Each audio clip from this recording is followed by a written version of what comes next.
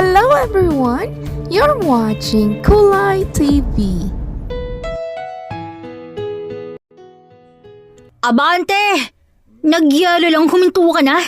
Kamag-anak mo ba yung semento dyan, ha? Sigaw ni Sam.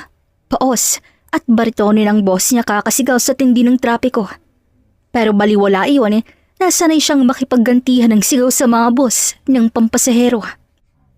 Binalingan niya naman ang isang pampasaherong jeep na bastos sa sumubok mag-cutting para lamang makipag-unahan sa pagsakay ng pasahero.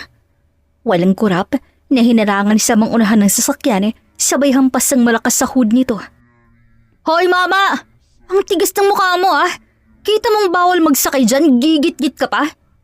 Itabi mo yun sa gilid. Lisensya mo! Sigaw ni Sam na may kasamang matinding kumpas ng kamay na tila handang makipagsuntukan. Napaatras ng konti ang driver.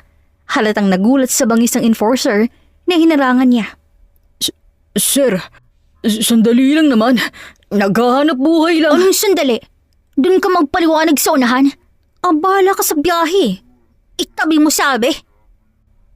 Dugtong pa ni Sam sabay turo sa gilid gamit ang hawak niyang baton. Kulubot ang noo at matigas ang panga niya sa tindi ng init ng ulo niya at nakakayumot na umaga. Napakamot na lamang ng ulo ang driver at dahan-dahang ikinamig ang manibela patungo sa gilid ng kalsada. Wala itong nagawa kundi sumunod. Kinuha ni Sam ang lisensya nito at nakita nga paso na pala ito. Ba't ang lakas mong humarara sa kalsada? Wala ka naman palang karapatan. Grabing violations to Baka akala mo makakarinyo ka pa ng lisensya mo. Boss, pagpasensyahan mo na. Hindi na mauulit. Talagang hindi na mauulit dahil impound ngayon ang sasakyan mo. Lisensya mo. Pirmahan mo to. Sabi ni Sam sabay abot ng panulat. Sa LTO ka magpaliwanag. Bumaba ka na ng sasakyan at ipapato ko ng jeep mo. Makikiusap pa sana ang pobreng driver pero agad tong pinanlakihan ng mata ni Sam. Wala itong nagawa kundi bumaba na lamang ng jeep. Mabuti at nasaktong wala itong pasaherong sakay. Sibat na! Alis! Utos ni Sam sabay hinipan muli ng malakas ng kanyang pito. Sige, galaw-galaw! Kapag huminto ng alanganin, tikit kayo sa akin Maya-maya ay nakita niyang isang kotseng hindi huminto ng suminghal ng pula ang traffic light. Anak ng teteng!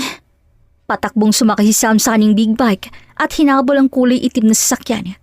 Umuugong ang makina ng motor niya habang mabilis niyang siningitan ang mga sasakyang nasa unahan. Hoy! Tumabi ka! Sigaw niya habang paulit-ulit na pinapanonog ng sirena. Ngunit sa halip na huminto, lalo pang binilisan ng driver ang takbo nito. Manda ka talaga sa akin kapag naabutan kita. Matigas din ang ulo mo Gigil na sambit ni Sam. Mabilis niyang kinuha ang radyo sa kanyang balikat. Control, may isang black sedan na tumakas matapos lumabag sa red light. Southbound direction. Requesting assistance. Mabilis niyang ulat. Makalipas ang ilang minuto ng habulan, napilitang bumagal ang sasakyan nang maipito sa mabigat na daloy ng trapiko sa susunod na intersection. Agad na iniharang ni Sam ang kanyang motorsiklo sa unahan nito. Buksan mo ang bintana! Malakas yung utos habang kumakatok sa salamin. Dahan-dahang bumaba ang tinted window at agad na bumungad ang isang lalaking nakasuot ng shades. May problema ba, officer? Kalmadong tanong nito pero bakas ang pagkairita. Lalong sumama ang timpla ni Sam. Dumaan ka sa pulong ilaw tapos tatakas ka? At ngayon tatanungin mo ako kung may problema ba Bahagyang napalunok ng lalaki, ngunit nanatiling kalmado. Pasensya na. May importanteng tao lang akong hinahabol. Lahat tayo may importanteng ginagawa sa buhay. Hindi dahilan yan para baliwalain ng batas. Mariing sagot ni Sam habang iniabot ang kanyang kamay. Lisensya at rehistro. Dahan-dahang kinuha ng lalaki ang wallet nito. Ngunit imbis na lisensya, agad ang ilabas niya. Isang badge munang inilapit ito sa bintana. Kung susuriin, ay mukhang mas mataas ang ranggo nito sa kanya. Baka naman pwedeng pag-usapan natin to, officer. Alam mo naman, magkakasama lamang tayong nagsiservisyo sa gobyerno. Itawag mo na lang sa itaas kung nag-aalingangan ka. Naningkit ang mga mata ni Sam. Mas lalong tumigas ang kanyang panga habang tinititigan ang badge. Kung ibang enforcer ang hinarangan ng ganito, baka umatras na at nagsalute pa. Pero hindi si Sam. Sa kalsada, walang pakipakiusap kapag batas ng pinag-uusapan.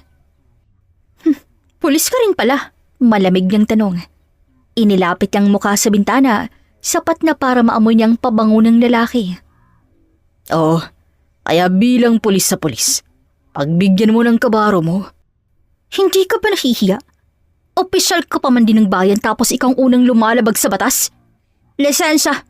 O kakalad ka rin ko ang kotse mo papuntang impounding area ngayon din?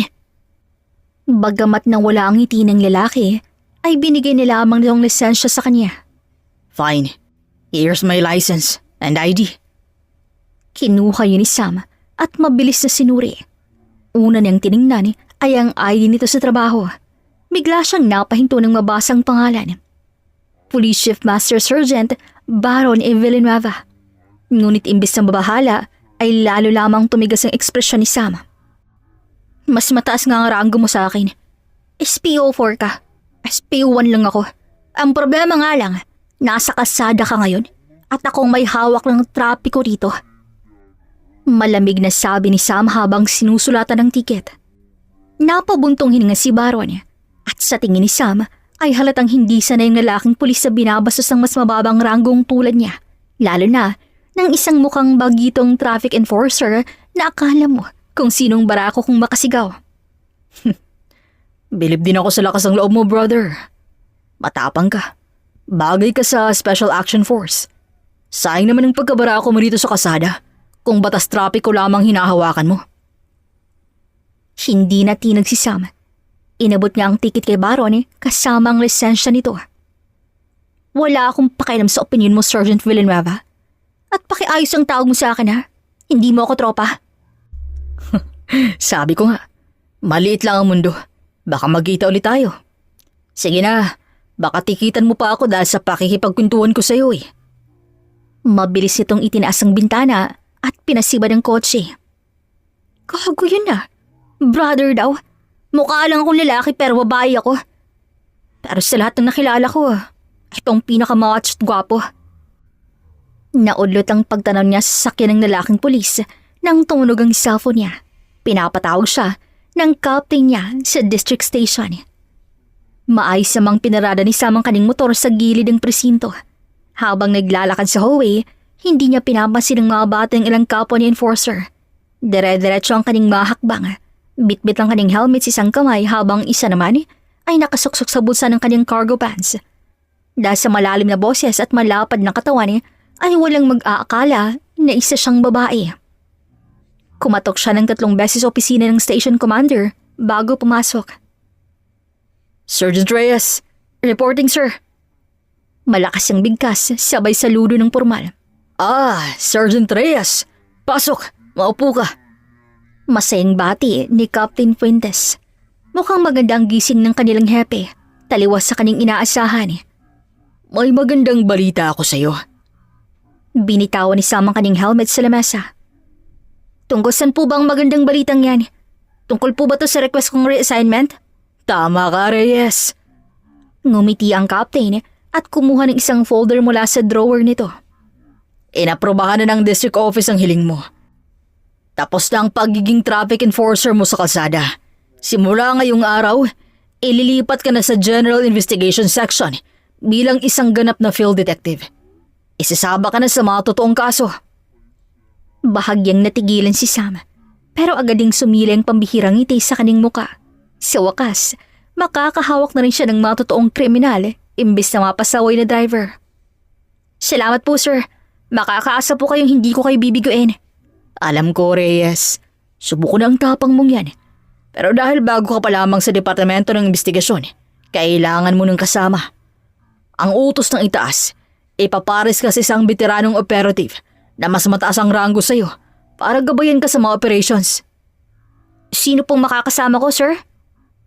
Saktong may kumatok sa pinto ng opisina. Oh, andyan na pala siya. Pasok, Chief! Bumukas ang pinto. Isang pamilyar, matangkad at pormadong lalaki ang pumasok na tila ba namama siya lamang sa sarili nitong bakuran. Naningkit ang mga mata ni Sam nang makilala to.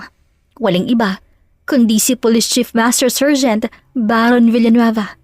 Napangisi ito nang makita siya at lumapit kaagad sa kanya at naglahad ng palad sa kanyang harapan. Nice to see you again, brother. Ikaw? Ikaw ang magiging partner ko?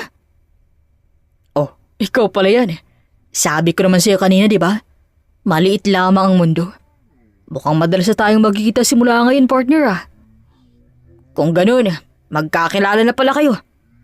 Sabad naman ni Captain Fuentes. Mariing umaling si Sam. Nagkakamali kayo, Captain. Hindi ko po siya kilala. Nagkataon lang na natakitan ko siya kanina dahil sa paglabag niya sa batas trapiko. Prangkang sabi niya habang hindi inaalis ang tingin kay Baron. O siya di bale. Ipakikilala ko na lamang kayo sa isa't isa. As you can see, Sam, si Chief Baron ang magiging partner mo sa kasong ibibigay sa inyo. And as well as for you, Chief Baron, ito si SPO1 Samantha Reyes, ang makakasama mo sa mga operations natin. Napansin ni Sam na dahan-dahang na walang mapang-asar ng ngisi sa mga labi ni Baron. Kumunot ng noon nito. Tila ba hindi nito naintindihan ang huling sinabi ni Captain Fuentes. Bahagya nitong iniyuko ang ulo para masuri ng mabuti ang nameplate na nakakabit sa dibdib ng uniforme niya. Samantha? Pabulong na ulit ni Baron bago babalik-balik ang tingin sa nameplate at sa seryosong mukha ni Sam. Kap, sandali lang. Parang may mali yata dito. Tama bang narinig ko? Tinawag niyo po siyang Samantha? Yes. Hindi naman ako nagkamali ng sinabi ko. Akala ko ba si Sergeant Reyes ang pinakabarako mong tao rito na isasabak natin sa field? Lalaking kaharap ko, Kap. Pero bakit mababae ang pangalan niya? Bago pa man makasagot si Captain Fuentes, marahas na tinanggal ni Sam ang kaning suot na regulatory cap bago nilapag yon sa ibawab ng lamesa. Dahilan upang bumagsak ang malambot niyang buhok.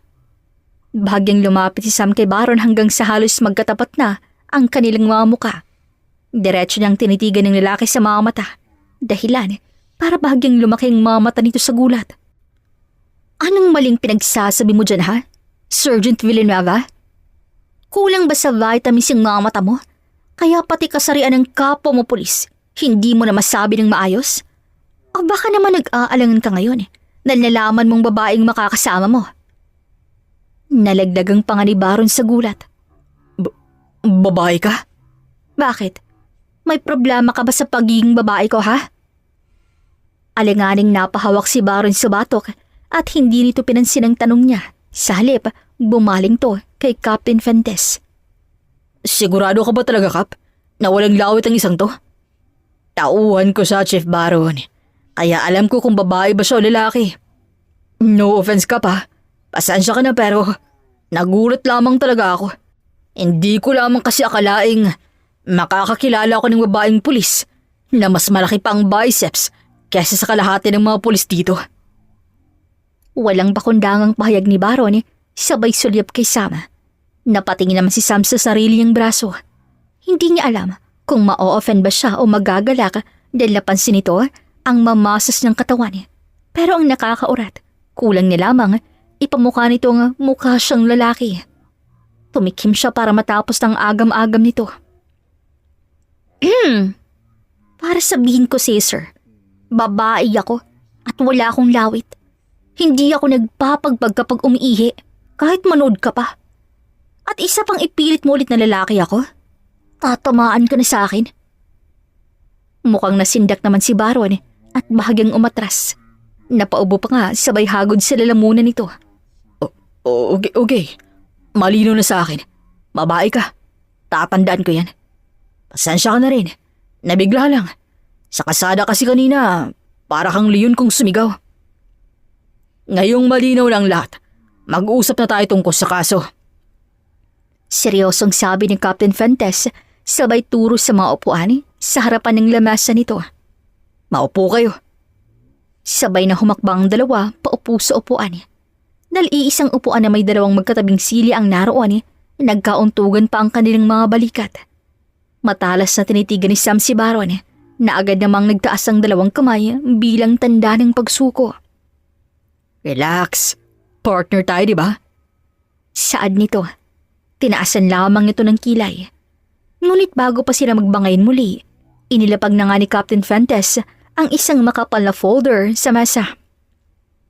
Ang target ninyo ay isang matinik na syndicate na ilang buwan ang minaman-manan ng departamento. May impormasyon tayo na ang hideout ng mga to ay sa isang high-end subdivision at dahil yun ang susunod nilang target, maaasawang babae ng mayayaman o politician ang target ng mga to kung saan sinasaksakan nila lang mga gamot through injection ng prospect nila. Pagkatapos ay gagamitin at iba-blackmail. Pero ang problema, mahirap magpapasok sa loob ng subdivision, lalo na sa mga bagong muka. Kaya ang gagawin ninyo, mag-undercover kayo bilang mag-asawa. Binuksan ni Baron ang folder at mabilis na sinuri ang mga litrato. Kaya kailangan nila ng undercover operatives? Tanong nito na tila alam na kung saan papunta ang usapan. Exactly. At para maging kapani-paniwalang operasyon, kailangan ninyong magpanggap bilang magkasintahan.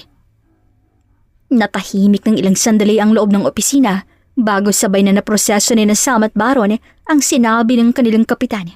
Pagkatapos ay sabay silang napatayo. Ano po?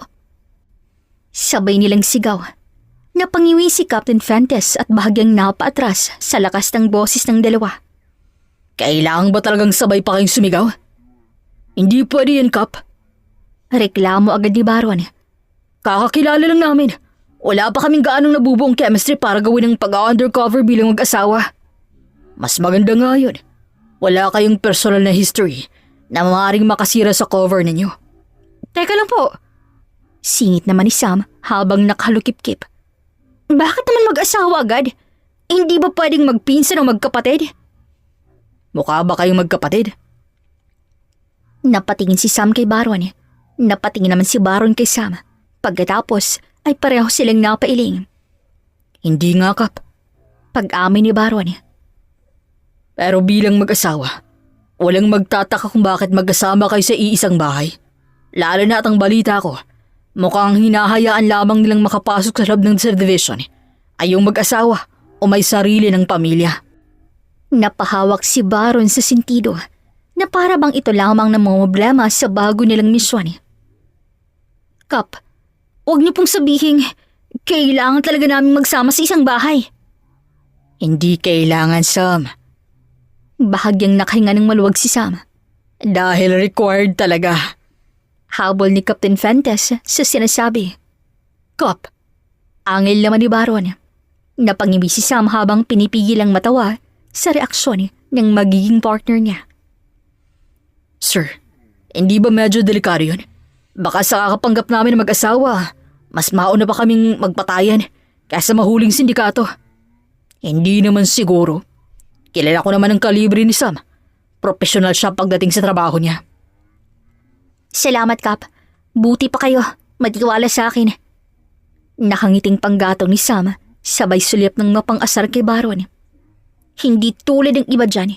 Simpleng misyon lang. Mukhang babahag ng buntot. Hanapan niyo na lang po ako ng ibang partner, Kap. At kaming mag-undercover ng misyong to. Teka sandali. Wala pa naman akong sinasabing tinatanggihan kong misyon Depensa agad ni Baron. Talaga? Taas kilay na tanong ni Sam. Bakit ang dami mo pang sinasabi? Tatanggapin mo ba o hindi? Para makahanap na kami ng ibang papalit sa'yo bilang partner ko. Sino namang nagsabing atras ako? Seryosong sagot ni Baron sabay tuwid ng upo at hilat sa ng muka. Baka nakakalimutan mong mas mataas ang clearance rate ko sa mga undercover operations bago ka pa nalipat sa unit na to. Kakayanin ko to at ikaw pang maging asawa ko sa misyong ito. Aba, lumalaban. Bulong ni Sam, may pilyong ngiti sa mga labi na tila matagumpay sa pang-iinis. Oh, tapos na ba kayong magsukatan ng tapang? Singid ni Captain Fuentes sabay tapik sa ibabaw ng folder para ibalik ang atensyon ng dalawa. Dahil kung tapos na kayo, makinig kayo sa mga detalye. Magsisimula ang deployment ninyo sa Olympus Heights Subdivision. Bukas na bukas din. Inilapit ng kapitan ang dalawang profile sheet na may mga litrato ni Sam at Baron pero magkaibang mga pangalang nakasulat. Sinabi nito ang iba pang mga detalye na kailangan nilang malaman para sa misyon. May tanong pa ba kayo? Nagtaas naman ng kamay si Baron. May tanong ako. Kung magiging mag-asawa kami ni Sam sa misyong ito, gusto ko lang malaman sino bang magiging lalaki sa aming dalawa, Kap? May halong birong pagtatanong nito. Dahan-dahang napaling si Sam kay Baron. Pagkatapos ay sinuntok niya ito sa balikat. Aray! Agad nitong reklamo sabay hawak sa tinamaang bahagi. Bakit mo ako sinuntok? Ano ba yan? Sa balikat lang yan. Ngumangawa ka na kaagad? Pakiramdam ko umikot ang kaluluwa ko Hay, Ka-Fuentes, nakita niyo po ba yun? Hindi pa nga kami mag-asawa pero nagiging battered husband na ako Dati ba siyang Amazona? Gusto mo bang malaman kung anong kayang gawin ng Amazoneng to? Kapag nairita palalo, ha? Banta ni Sam, sabay flex ang kamao sa harap ng mukha ng Baron. Umatras naman ng bahagya si Baron at nagtaas ang isang kamay habang ang kabila ay hinihimas pa rin ang balikat. Sabi ko nga tatahimik na. At para sa record, akong lalaki sa relasyong to. Malinaw? Napailing na lamang si Captain Fuentes habang pinapanood ang dalawa. Bahagya nitong hinilot ang sariling sentido. Tila tinatanong ang sarili kung tama nga bang ipagsamang dalawang to sa isang kritikal na operasyon. Kaya nga sinasabi ko sa'yo, Baron. Kilala ko ang kalibre ni Sam. Kaya kung ako sa'yo, hindi ko na siya bibitawan ng ganyang mga biro kung gusto mo pang magkaanak sa hinaharap. Nakangising sabi ng kapitan. Grabe kayo sa akin, Kap. Pinagtutulungan niyo ako. Reklamo ni Baron, bagaman may pilyong ngiti na sa labi. Ewan ko sa'yo. Inirapan lamang siya ni Sam bago muling hinarap ang kapitan. Seryoso niyang muka. Kap, huwag ninyong alalahanin ng lalaking to. Profesional ako. Titiisin kong kaingay niya para sa misyon. Mabuti kung ganun. Seryosong sagot ni Captain Fuentes, sabay tapik sa ibabaw ng makapal na folder. Nawala na ang bahagyang biro sa kanyang mga mata at napalitan ng otoridad. Dahil hindi ito biro, ang target ninyo ay ang mga high-profile leaders ng sindikato na nagtatago sa loob ng Olympus Heights. Napaka-exclusive ng subdivision ngayon. Mahigpit ang security at ang mga kapitbahay mapagmatsyag. Isang maling kilos ninyo, sunog ang cover ninyo.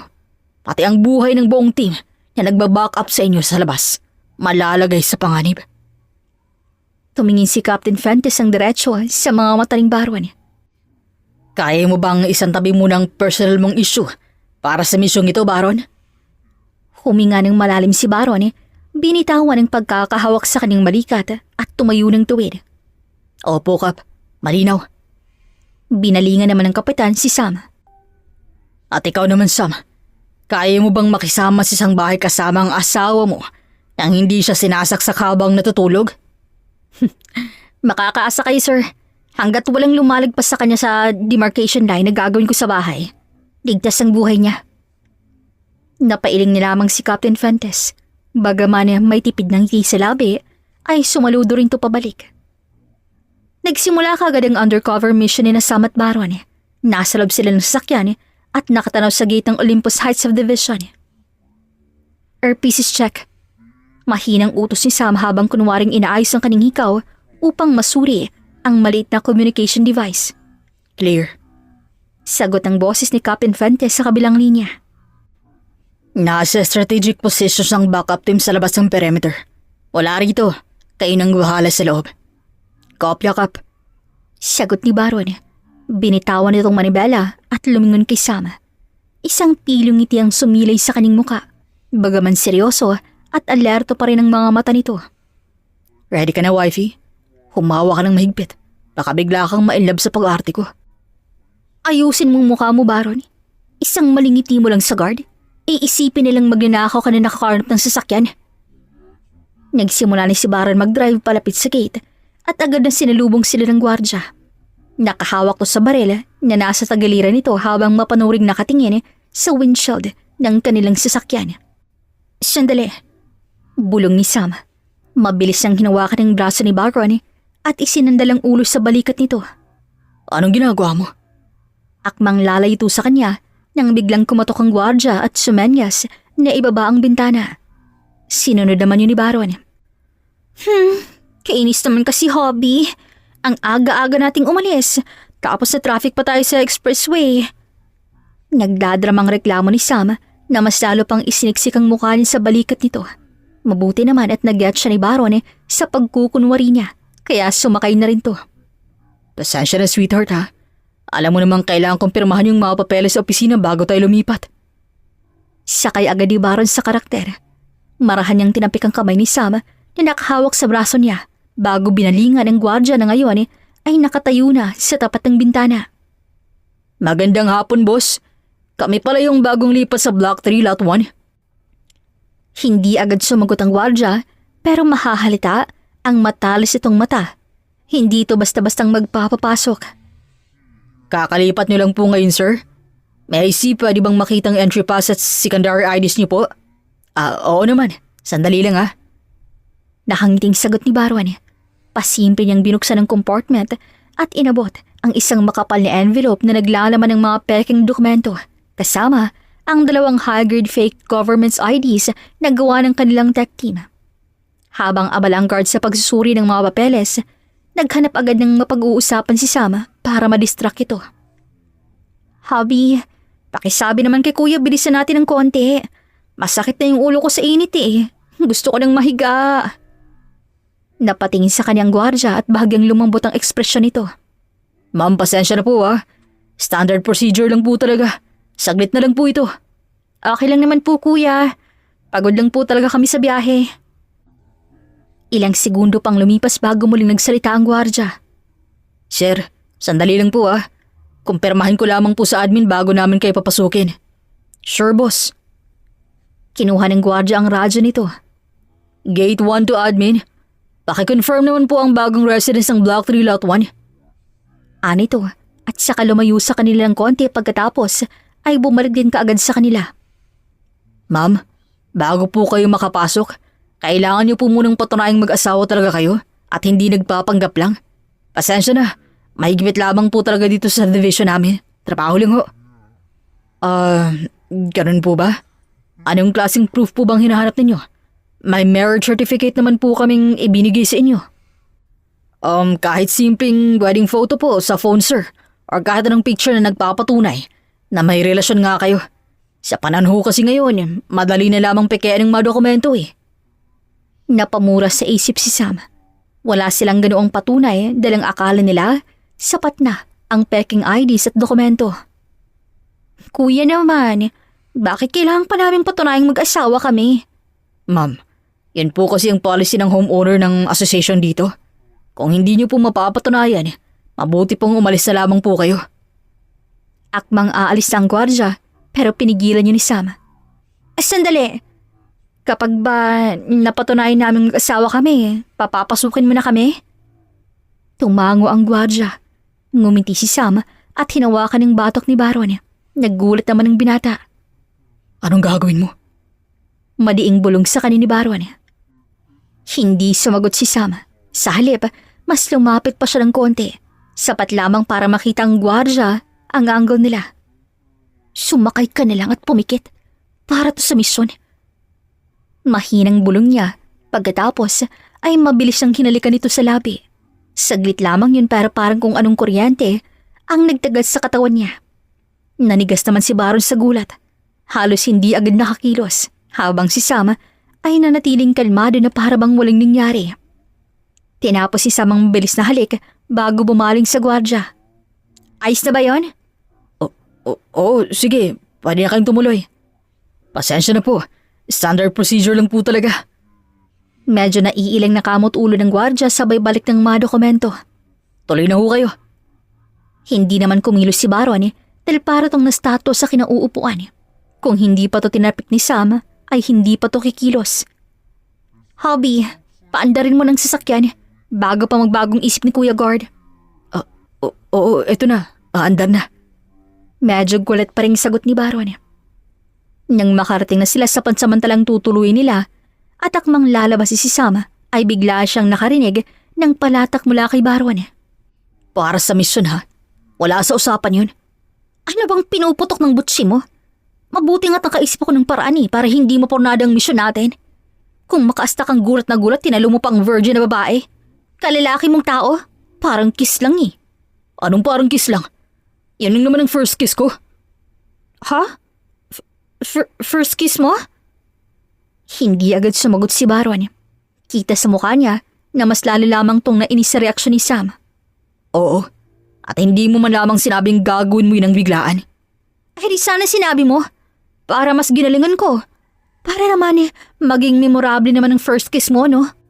Saad niya sabay baba ng kotse at pumasok na sa loob ng bahay pero hinabol siya nito. Hindi pa tayo tapos. Anong gusto mong gawin ko? I-undo? Sige, ganito na lang. Halikan mo na lang ako ulit para patas na. Anong halikan ulit? Sinasamantala mo talaga, Sam, ha? So bakit tayo nagdi-debate kung ayaw mo palang bawiin? Napahilot si Baron sa sentido nito. Parang naiinis sa sariling reaksyon niya. Hindi to debate. Gusto ko lang malinaw ang boundaries nating dalawa. Fine. Next time magpapaschedule na ako. May calendar invite pa. Napatingin si Baron sa kanya ng masama. Sam. Okay. Wala nang next time. Para kang hindi pulis kung umastay. Aniya para matapos na lamang usapang yon. Pagkatapos ay nilibot niya ang buong kabahayan para i-check kung may mga nakatagong hidden cameras. Maya-maya pa'y biglang may nag-doorbell. Alerto silang pumosisyon ni Baron sa may pinto. Stay behind me. Maikli niyang sabi kay Baron. Nawawala na yata ng dangal ang pagkapulis ko sa ginagawa mo eh. Pwede ba? Igalang mo naman ang pagkalalaki ko. Hindi to pinansin ni Sam at sumilip sa peephole ng pinto. Good afternoon po. HOA office po ito. Si Baron ang unang nag-adjust ng posisyon. Lumapit sa pinto pero hindi pa rin binubuksan. We're here to personally invite you sa welcome gathering tonight sa clubhouse and also to confirm kung settled na po kayo sa unit. Identify yourselves. Seryosong sagot ni Baron. Sir, HOA staff po kami. Welcome to the community po. May small gathering po later. Meet and greet po.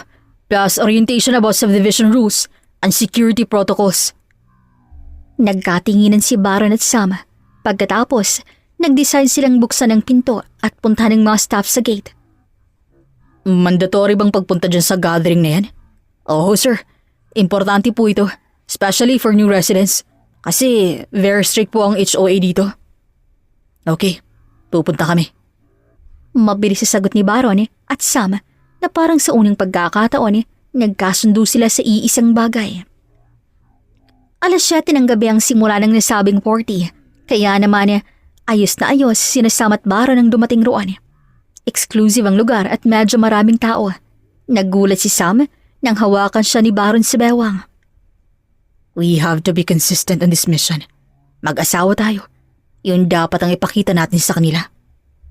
Tumango naman si Sam. Napahanga siya nito ng konti dahil umaako na talaga to na isang pulis. Nang mapagod sila sa pakikinig ng kung ano ng mga speech mula sa kung sino-sino, ay nagpaalam si Sam na magbabanyo muna. Paglabas niya sa banyo, ay may nakasalubong siyang babae. Sinubukan niya itong iwasan pero binanggasan ito hanggang sa naramdaman na lamang niya na may tinusok to sa braso niya. Oops, sorry. Bulong ng babae bago mabilis na tumalikod at naglakad palayo na tila walang nangyari. Hinabol niya to pero hindi niya na makita dahil humalo na ito sa maraming tao.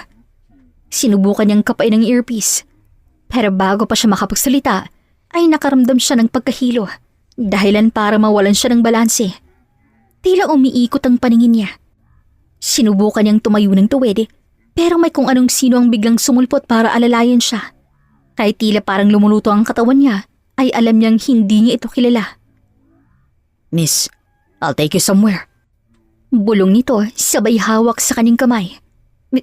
Bitawan mo ako! Palag na pa rin kahit nanghihina na siya at nag-iinit. Hoy! Isang malamig pero pamilyar na boses ni Sam na palapit sa kanila. Pagtingin niya ay si Baron pala yun na masama ang tingin sa lalaki. Anong ginagawa mo sa kanya ha? Matigas sa tanong ni Baron sa lalaking lumapit. Sandaling natigilan ng lalaking humahawak kay Sam, ngunit hindi nito agad binitawan. Sa halip ay mas hinigpitan pa nito ang kapit. She's drunk. I'm just helping her. Hindi kumurap si Baron. Wala siyang iniinom dito. Bitawan mo siya. Ngayon din. Sa sandaling yon, muntik nang mawala ng ulit si Sam. Ngunit bago tuluyang bumigay ang paningin niya, naramdaman niya ang bisig ni Baron na umalalay sa kanya. Napilitan na lamang umalis ang hindi kilalang lalaki sa paglapit ni Baron. Sam, are you okay? Nandito sila. They injected me with something. Bago pa man makasagot si Baron, tuloy na ngang bumigay ang mga tuhod ni Sam. Sinalo siya ni Baron at dinala ang buong bigat ng katawan ay pagkatapos sinakay sa sasakyan at umuwi sa tinutuluy nila. Muling dumilat ang mga mata ni Sam. Sa pagdilat niya, wala siyang nasa isip kundi ang mapawi ang mainit na nararamdaman niya. Nanginginig ang kanyang mga kamay kahit hindi niya gustuhin. Dala ng nararamdaman ay inalis sa pang itaas para lumamig ang kanyang pakiramdam. Ay, ang init. Usal ni Sam. Napamura naman pabulong si Baron nang makitang itsura nito. Hindi na ito ang matapang nakasama nito sa misyon kanina. Iba ang talab nang itinurok dito. Mabilis namang sinara ni Baron ang pinto ng silid at lumapit sa gilid ng kama. Agad nitong kinuha ang kumot at sinubukang ibalot yun sa balikat ni Sam para takpan ng itaas. Pero mabilis din tong itinulak ni Sam palayo. Huwag. Sabi nang ang init eh. Pikit mata nitong hinahawakan ng sariling lieg hanggang sa may dibdib. Napaupo si Baron sa tabi ni Sam. Sinusubukang nitong hulihin ang magkabilang kamay ni Sam para pigilan ang dalaga sa ginagawa nito. Dahil baka kung ano pa ang matanggal sa suot nito. Sam, makinig ka. Huwag mong barin ang suot mo. Pero bigla na lamang ay tinulak ni Sam si Baron at umibabaw sa lalaki. Ang lamig mo. Sam, stop it. Labanan mo yan. Medical team is on the way. Hindi ko na kaya pa, Baron. Tulad ng sabi ni Sam, ay hindi na nga niya talaga kaya. Dalawalang kawala si Baron nang hinalikan niya ito sa leeg. Sam, putya. Mura ni Baron sa mababang boses. Pilit na binabaling ang ulo pa itaas para umiwas. Pero mas lalong isiniksik ni Sam ang mukha sa leeg nito. Ang mga kamay ni Sam ay nagsimula ng humawak sa mga balikat ni Baron. Pababa sa matipuno nitong dibdib na parang naghahanap ng kung anong mapagkukunan ng lamig o ginhawa. Sam, tingnan mo ko. Seryoso at maring utos si Baron kahit na mismo sa sarili niya ay nadadala na rin sa ginagawa ni Sam. Baron, please. Matagal tinitigan ni Baron ang dalaga. Muli itong napamura sa isip. Okay, I got you. Basta wag mo akong sisisihin. Kapag bumalik ka na sa katinuan sinasabihan na kita. Pagkasabi ni Baron niyon ay ito nang umibaw sa dalaga sa isang maiksing galaw lamang. Wala naman talaga siyang balak ang kinto at ang tanging gagawin lamang niya ang kahit papano'y mabawasan ng init na nararamdaman nito. Pero sa simpleng haplos lamang ni Sam sa binata ay nadadarang na rin siya at tuloy ng inanod ang sariling nararamdaman. Mabilis na hinawakan ni Baron ang magkabilang pulsuhan ni Sam at marang inihiga sa kama. Ngunit may sariling buhay din talagang mga kamay ni Sam at pinunit niya ang suot ni Baron. Kaya tumambad sa harapan niya ang makisig nitong dibdib. At mula roon hinatak niya ang batok nito upang halikan muli ang binata. Nakagat pa nga niya ang labi nito sa sobrang panggigigil. Naputol lang ang pisi ni Baron at gumanti na rin ang mas mainit sa ginagawa ni Sam. Mahinang mura ni Baron pagkatapos itong maramdaman ang kamay ni Sam na humahawak na sa pagkalalaki nito. Gumanti si Baron at binaba ang mga labi nito sa dibdib ng dalaga. Napasabunot naman si Sam sa buhok ni Baron. Maya-maya ay nasa gitna na ni Sam ang mukha ni Baron na lalo niyang ikinadaing at para siyang mababaliw sa ginagawa nito. Ilang sandali pa, pumaibaw na si Baron at bago pa man maka-adjust si Sam sa nararamdaman ay naipasok na nga ng binatang sandata nito na kinahiyaw ng dalaga. Kagat labi si Sam habang umuulo si ibabaw niya si Baron. Pareho silang hingal habang dumadating. Sam, tingnan mo ako. Pawis na pawis na saan ni Baron kay Sam. Gusto kong matandaan mo tong gabing to. Tandaan mo ang gawing pareho tayong nabaliw sa isa't isa. Pagkatapos sabihin yon, ay pareho silang nanginig ng marating nilang parehong sukdulan. Hello mga kakulay! May nangunguha po ng audio ngayon. Just to remind you, you're listening dito sa Kulay TV channel. Matapos ang nangyari sa kanila, nakatulog si Sam sa tabi ni Baron. Maingat namang inayos si Baron ng dalaga sa pagkakahiga at dinamitan na rin to. Hinawi nito ang buhok sa mata ng dalaga bago ngumiti. Huwag kang mag-alala. Hindi kita tatakasan pagkatapos ng nangyari sa ating dalawa. Bulong ni Baron sa natutulog na si Sam. Madaling araw ay nagising si Sam sa walang tigil na ingay na nagmumula sa handled radio. Masakit ang kaning katawan na bumangon habang hawak ang kaning batok. Pagtingin niya sa kaning katabi ay nakita niya si Baron na tulog pa rin habang nakapatong ang hita nito sa kaning legs. Wala sa loob siyang napangiti. Ang pogi mo talaga. Saad niya sa kaning sarili. Kahit wala siya sa sarili, ay malinaw sa kanyang naganap sa kanilang dalawa nito. Hinawi niya ang buhok na tumabing sa pisngi ng binata at tinitigan niya. Maya-maya, dumilat si Baron at ngumiti kay Sam. Good morning. Nagulat si Sam at mabilis na binawi ang kamay na nakahawak sa mukha nito. Gising ka na pala. Kanina pa. Hinahayaan lamang kitang pagmasdan ako. Agad na mula ang pisngi ni Sam. Mayabang.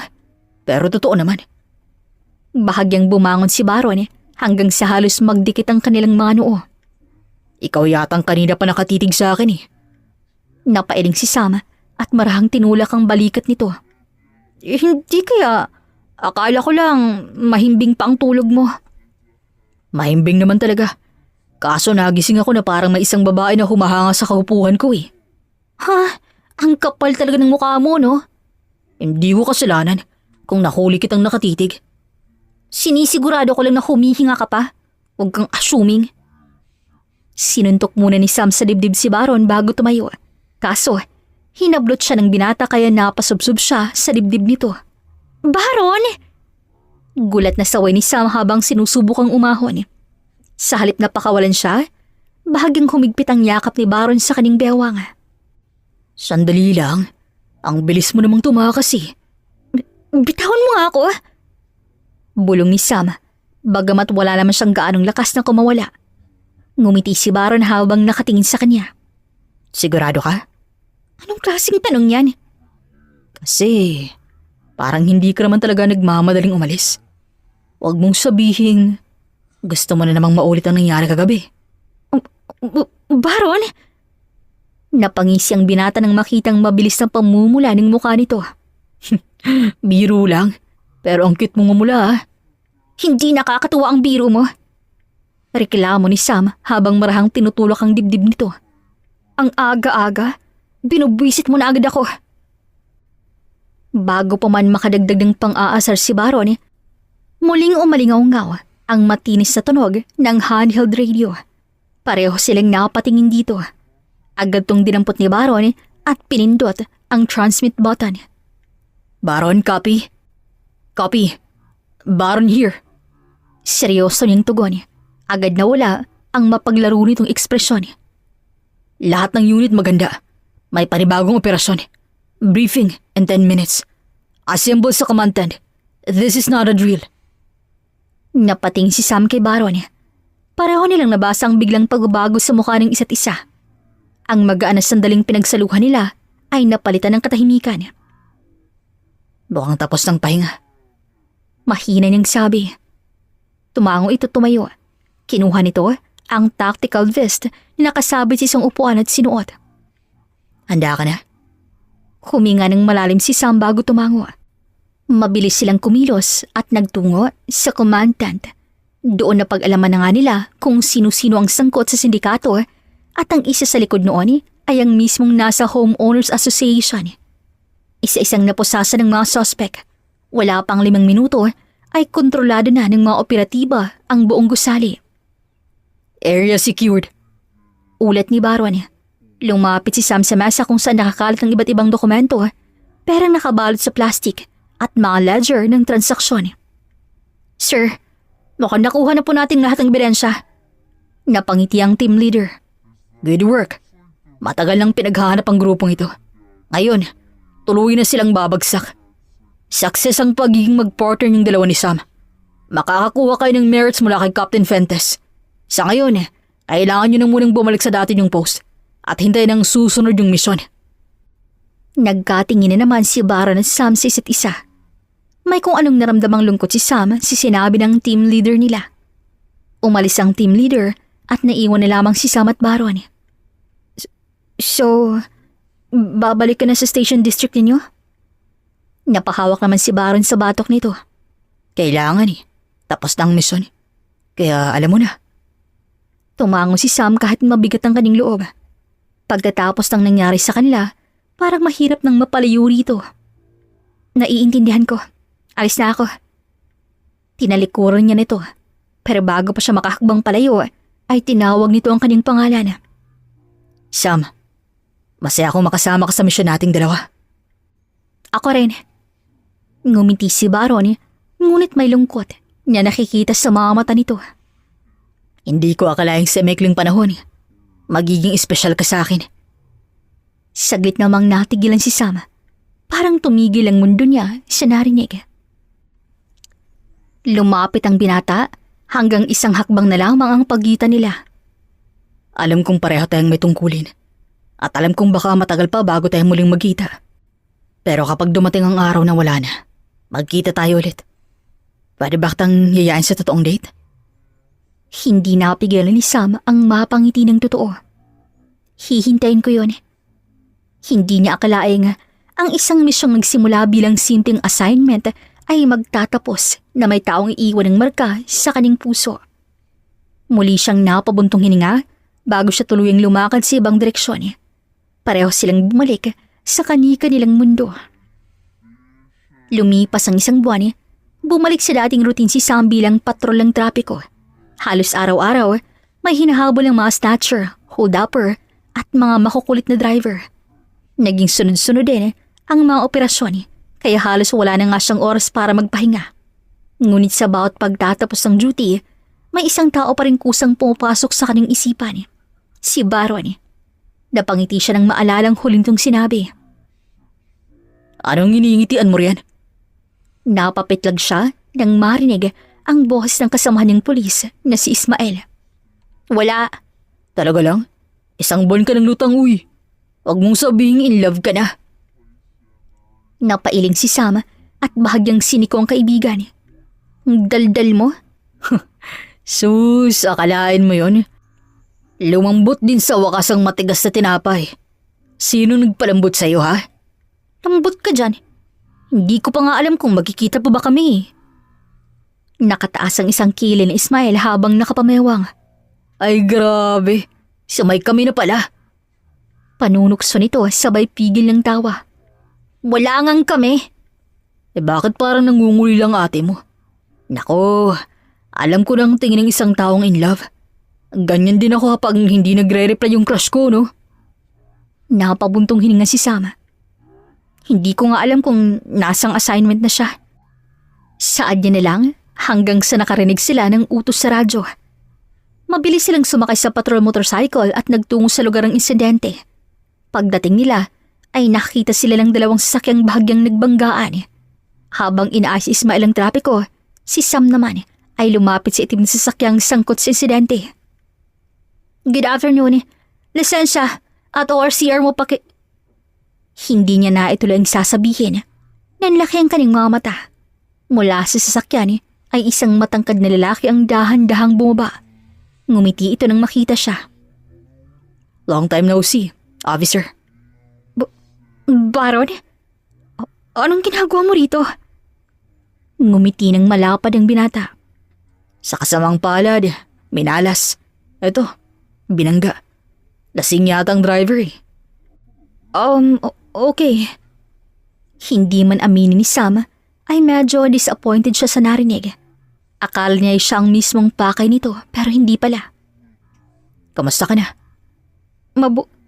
Naulot ang sasabihin niya nang biglang lumapit si Ismael sa kanya. Sam, tara na at hinihintay na tayo sa presinto. Inakbayan siya ni Ismael dahilan upang kumunot ang noon ni Baron. Mauna na kami, Baron. Total mukhang kasalanan naman talaga ng driver ng motor. Pwede ka na umalis. Hindi mo man lamang ba ako i-check? Kung kumusta ang lagay ko pagkatapos maggain ng sasakyan ko? Para bang nag-iba ang timpla ng boses ni Baron. Mukhang ayos ka naman. Hindi ako maayos. Pumasada naman ang tingin ni Sam sa kabuuan nito. Nasaktan ka ba? May tama ka ba? Wala. Bakit sabi mo hindi ka maayos? Bahagyang humakbang palapit si Baron. Wala. Nasira lamang yung araw ko. Ha? Nasira yung araw ko. Yun lang? Kasi akala ko, ikaw ang mag-aasikaso sa akin. Pero mukhang maiba ka ng inaasikaso. Agad na intindihan ni Sam ang ibig nitong sabihin. Baron, nagkakamali ka ng iniisip. Katrabaho ko lang. Down, Sam! Sa likod mo! Hindi na naituloy ni Sam ang paliwanag nang bigla siyang hatakin ni Baron sa braso at yakapin. Tinangay siya nito at nagtago sila sa likod ng sasakyan. Sunod-sunod ang putok. Stay beside me. Maring utos si Baron kay Sam. Baron, tinamaan ka. Okay lang ako. Saan nito na hindi iniinda ang ko ang balikat. Nang tumigil ang putukan ay tumitig si Baron sa kanya. I'm glad you're safe. Anito habang unti-unting nagsasarang mga mata. Baron! Baron! Sigaw ni Sama nang mawala na nga ng malay si Baron. Ismael! Tulungan mo ako! Iligtas natin si Baron! Mabilis naman silang tinulungan ni Ismael at dinala nilang dalawa si Baron sa ospital.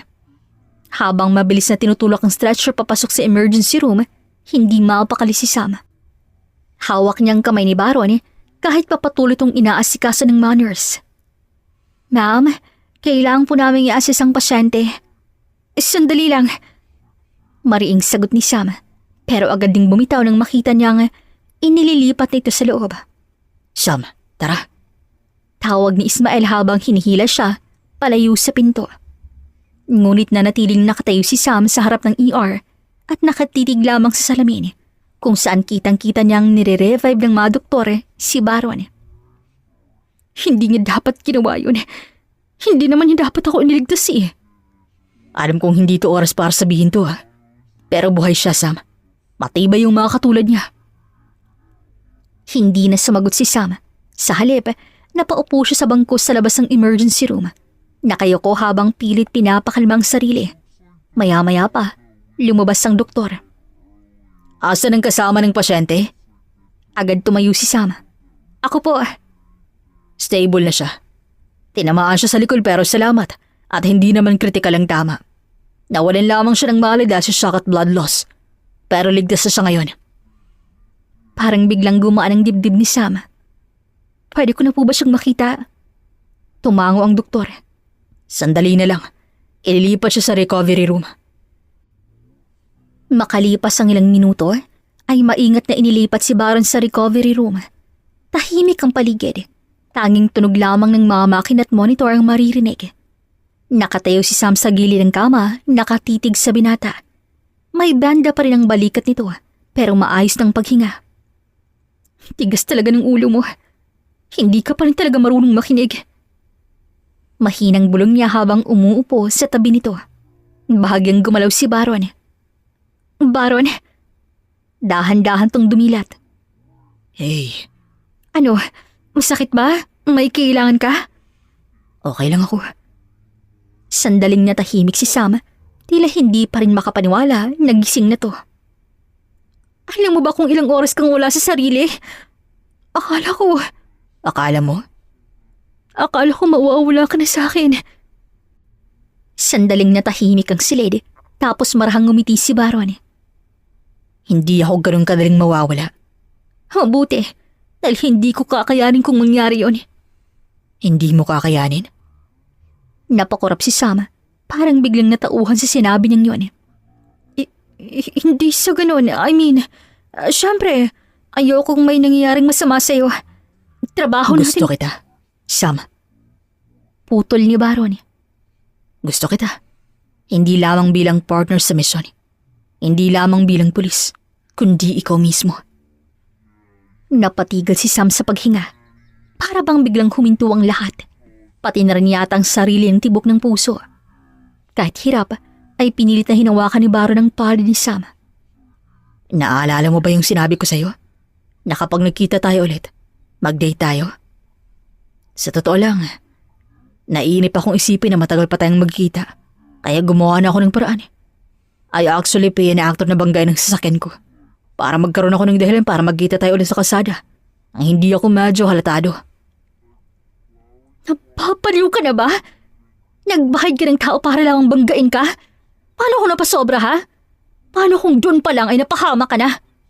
I know, and I'm sorry. Pero hindi kasama rin ang nangyaring barilan kanina. Sa nangyari kanina natakot ako. Natakot ako makitang matamaan ka. Kaya mas lalo ko nasigurado sa sarili ko kung ano ka nga sa buhay ko. Gusto rin kita, Baron. Kaya pakiusap, huwag mo nang uulitin yun. Huwag mo nang itatay ang buhay mo para lamang sa mga gantong bagay. Kung para sa'yo, bakit hindi? Sasaluhin ko lahat, kahit ano pa yan. Hindi na nakaimik pa si Sam at hinayaan ni lamang na pumatak ang mga luhang kanina pa niya pinipigilan. Wala nang silbing magmatigas. Sa harap ng lalaking handang mamatay para sa kanya, gumuho lahat ng pader na matagal niyang iningatan. Marahan niyang hinilang kamay ni Baron at dinikit sa kanyang pisngi. Sira ka talaga kahit kailan. Natatawang hikbi ni Sam. Magpagaling ka muna. Paglabas mo rito, hindi lang date ang sasalubungin mo. Natawa ng mahina si Baron pero napangipitin agad dahil humapdi ang balikat niya. Pero siguro, kailangan ko muna magpagaling para matuloy ng date nating dalawa. Magpagaling ka at aasikasuhin ko muna kung sinong nasa likod ng pamamaril sa ating dalawa. At ginawa nga ni Sam ang sinabi niya. Napag-alaman niya nga, ang sindikato pa lang na sakote nilang gumawa ng pamamaril sa kanila. Nahuli din naman ang mga to. At ilang linggo lang, tuloy nang nakarecover si Baron mula sa tama nito. At tulad ng pangako nila sa isa't isa, natuloy din ang una nilang date. Ang problema nga lang sa shooting range. Of all places, first date natin, amoy pulbura pa rin. Natatawang sabi ni Baron habang sinusuot ang earmuffs. Napangisi si Sam habang kinukuha ang sariling protective glasses. Anong ina-expect mo? Candlelight dinner? Medyo oo. Sayang, hindi ako ganun ka-romantic. Sinungaling. Bakit? Dahil kahit dito mo ako dinala, date pa rin to. Napailing na lamang si Sam. Sige na, tingnan natin kung gumaling na talagang balikat mo. Matapos ang safety briefing, pareho silang pumasto sa kanika nilang lane. Kaya lang, natalo ni Sam si Baron sa shooting. Talo ka, panalo ako. Wala na akong masabi. Hindi ko alam kung babae ka pa talaga sa husay mo eh. Ayan ka na naman. May nangyari na nga sa atin, nagdududa ka pa rin. Tumawa na lang si Baron. Dahil panalo ako. Siyempre, dapat makuha ko ang premyo ka, di ba? Ano bang premyong gusto mo? Tumingked si Sam at pumikit. Pagkatapos, hinalikan to sa labi. Nang maghiwalay ang kanilang mga labi, nanatiling magkalapit ang kanilang mga noo. Yan ang gusto kong premyo. At simula ngayon, boyfriend na kita. At lahat ng gusto ko, susundin mo. Nanlaki ang mga mata ni Baron, pero agad din namang napalitan ng pagngisi. Kung ganon, pwede bang umulit? Huwag abusado, yan ang unang utos ko. Natatawang sabi ni Sam. Hug na lang. Hindi pwede. Holding hands. Nek-nek mo. Bawal pa rin? Ano lang pwede? Aba, ang daya mo. Napuno ng tawanan ang buong shooting range sa kanila. At pagkatapos ng mahabang habulan, ay magkahawak kamay silang naglakad palayo. The end.